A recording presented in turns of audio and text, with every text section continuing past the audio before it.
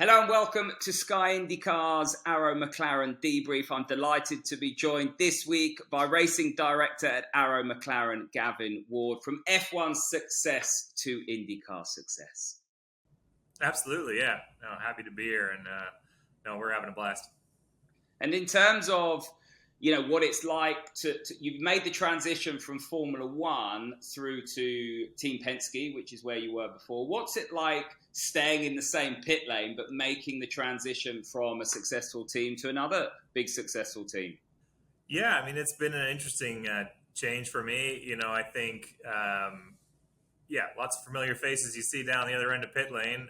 But the motorsport world's a small world, so seeing familiar faces of different teams isn't too unusual, I think. But I'm enjoying the opportunity to be a part of building something.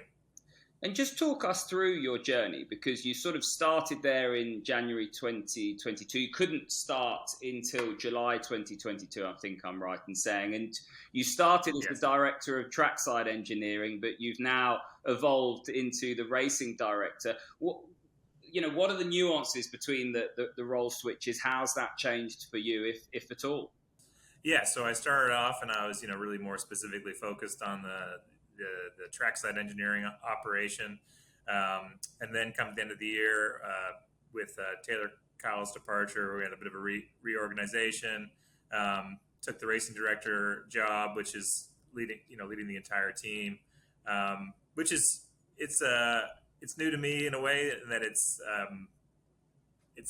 more of the overall business of a racing team than I've kind of had overview before, but at the same time, it's kind of a progressive growth of my career, becoming more and more kind of people focused. So, yeah, not a change I was looking for, but a change I've grasped with both hands and trying to make the most of. So you've sort of got one eye on developing the cars, but one eye on developing people as well. How are they similar? Totally different, but but at the end of the day, it's all about people, because everything in a racing team happens because of people. So. That's something I learned a long time ago, and I've only bought into more and more as time's gone on. But actually, I think what's been nice about the change is, before, I think we've got a really good core group here. We've got a great team in general. Lots of brilliant people, coming on board. That was clear to see. Very well aligned, between my director of performance, the director of competition, and my other directors. So it felt pretty much like this is actually we kind of had the same view of what we wanted to do, and if anything, this just makes it a little easier to execute. And what's it like having Brian Barnhart there as team manager, because he brings a huge wealth of experience as well? Yeah, Brian Barnhart, general manager, has been a big asset to me. He's run racing teams before. He's done a lot in this sport. He knows just about everybody, and just a really kind, helpful, positive force for the team. Super low ego and just wants to help, and he's over the moon with this team and where it's at and where it's going, and that energy is contagious. That's good to hear. And you can see that sort of camaraderie, not just between the three drivers. And let's just touch on those three drivers as well. You've obviously grown as a team. You've got Alexander Rossi there now. How challenging has that been? We talked to Felix Rosenqvist at the beginning of the year. He said, I don't recognize half the people, but from your perspective, when you've got to manage people and be across and invest in your people, that must be a challenge as well, that growth.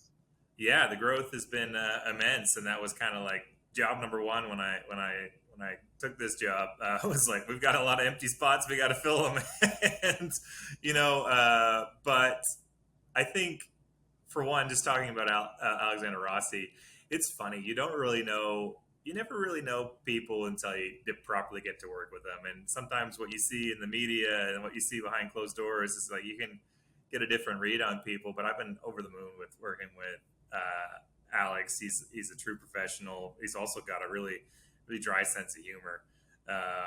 And he's helped us a lot. I think we share a bit of a mixed background between European and American racing, so we can talk about those experiences pretty easily. And then when it comes to growing the rest of the team, again, I'd throw it back to like my directors, Bill Vincent and Nick Snyder and Max Neyron, they did a heck of a job in terms of recruiting to fill mechanics, engineering slots we had open. Certainly felt like going into the year that we'd spent a lot of time on recruitment, and it's probably the most important thing we do. It's people game at the end of the day. And we got some great people from all over different industries and all over motorsports. But you kind of thought, our competitors have probably spent their off season just heads down making race cars better, and we've had we've had to focus a bit on that. So to be able to hit the ground running and have still make a step in car performance has been really, really, really pleasing. And let's just talk about that, hitting the ground running. It's so difficult in IndyCar because you have that sort of one test, that you sort of air your dirty washing, if you like, from St. Petersburg onwards. And you had three different drivers, different personalities, different driving styles, a big team, new faces. What was it like from St. Petersburg on, from your perspective? From the outside in, it looks like Arrow McLaren SP are really growing, and you've been the success story of the season so far. Yeah, I mean, honestly, St. Pete was a lot of fun. It was fun for the team to go racing, and I think just a great sort of camaraderie and atmosphere.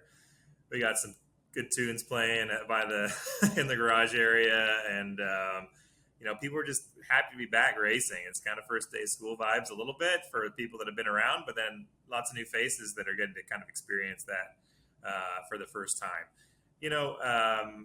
We had a few teething pains as you would expect with new crews getting up to speed, but everyone dealt with that with such positivity, and everyone trying to kind of help each other get along without really any negative emotions or anything. That was arguably the most encouraging thing, I think.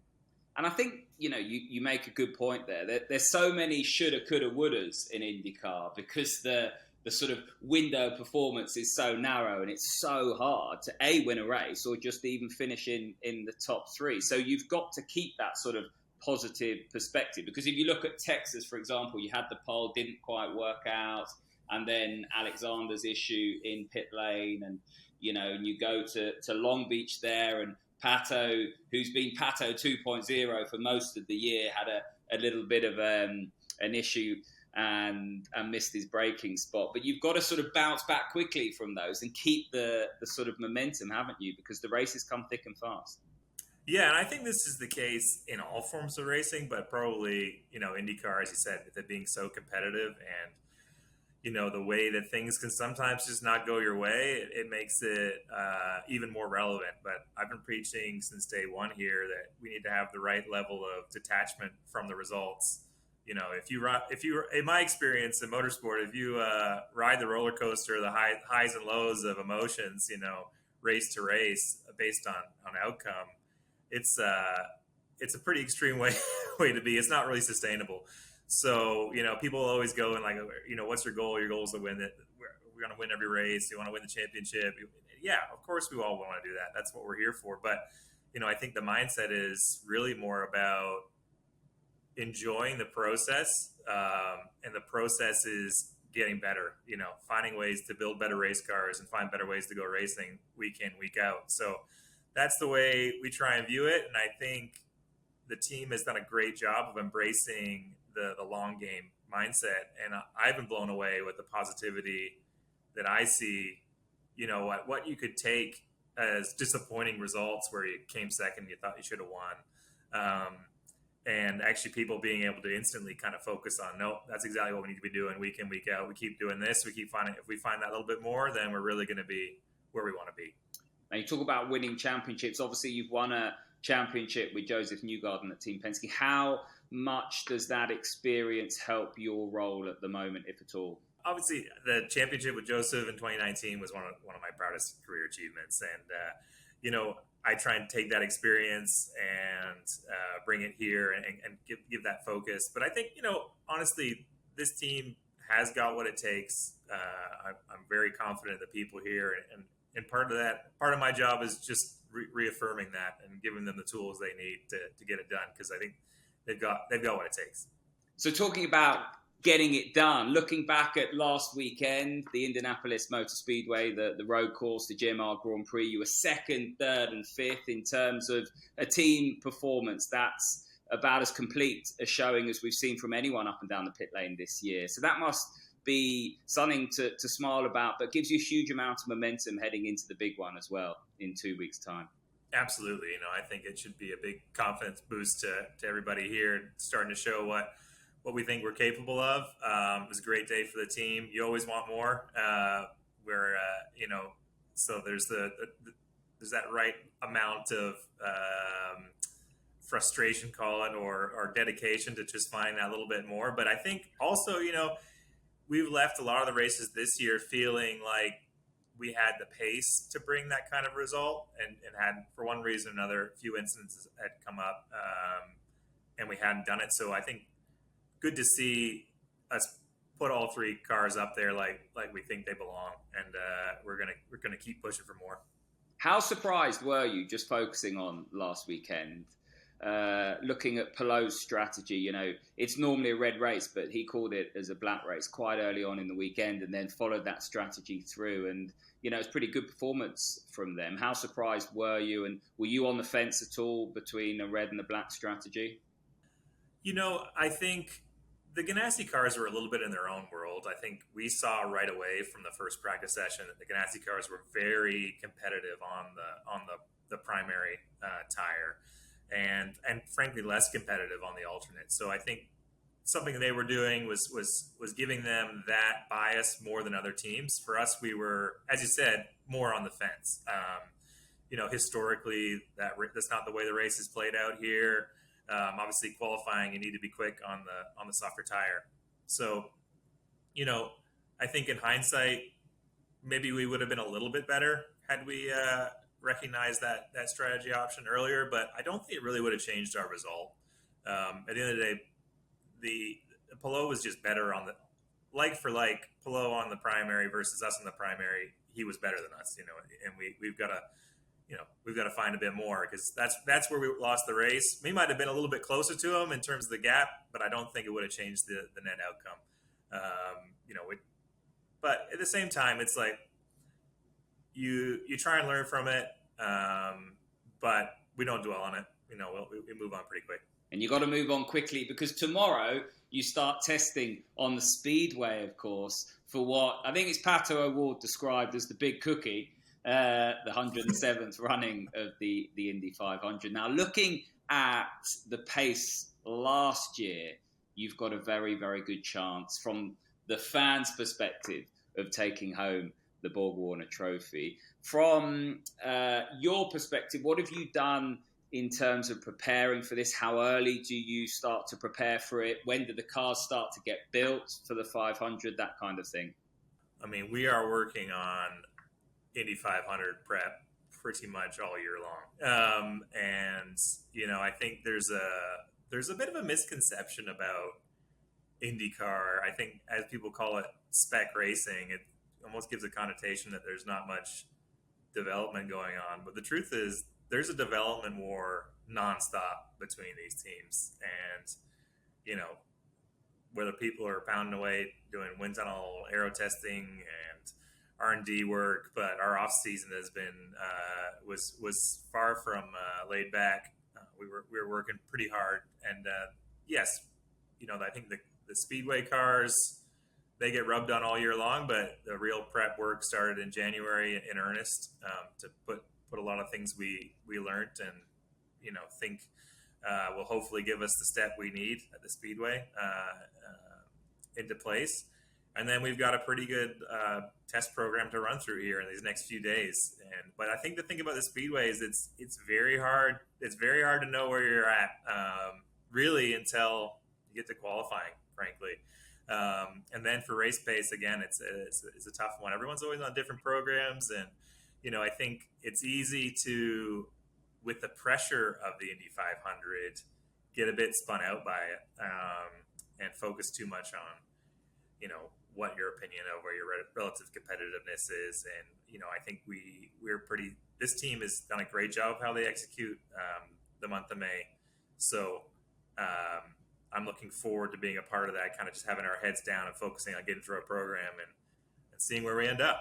I think that's half the battle, isn't it? And certainly from a media perspective, you're going to have a lot of microphones shoved in your face, and people will start to ramp it up, especially if you have good practice and you start to sort of carry that burden of maybe being one of the favorites, but you've got to sort of stick to your program and trust your process. Absolutely. Yeah, I can't emphasize that enough. I mean, it's funny because on the face of it, the Monaco Grand Prix and the Indianapolis 500 are about as different as it gets when it comes to open wheel racing. But when it comes to that, they're actually pretty similar, particularly when it used to be the practice on Thursday, have Friday not running format when I worked, when I worked in F1.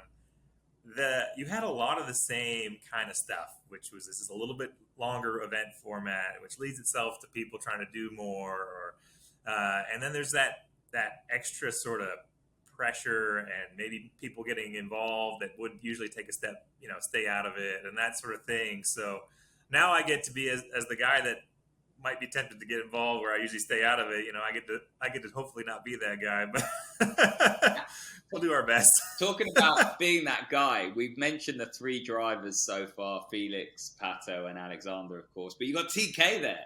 And, TK is going to be a real beacon when it comes to the media attention. He's going to soak up a lot of the pressure, maybe. Yeah, absolutely. I mean, could you ask for a more steady, experienced set of hands? I don't think he could. So yeah, and to be honest, he's just a huge source of positivity for the team since day one. He's in at the shop. He's helping in any way he can. He's trying to get new equipment for the gym for the guys and girls, and he's he is. It's going to be fun to be a part of that very special moment for his illustrious career, and we're hoping we can kind of send him off on the ultimate high note. Gavin, you've been a fantastic guest. Thank you so much for joining us on the Sky IndyCar Arrow McLaren Debrief. We wish you and the whole team every success in 2 weeks' time on the 28th of May. You can watch the 107th running of the Indy 500 live on Sky Sports.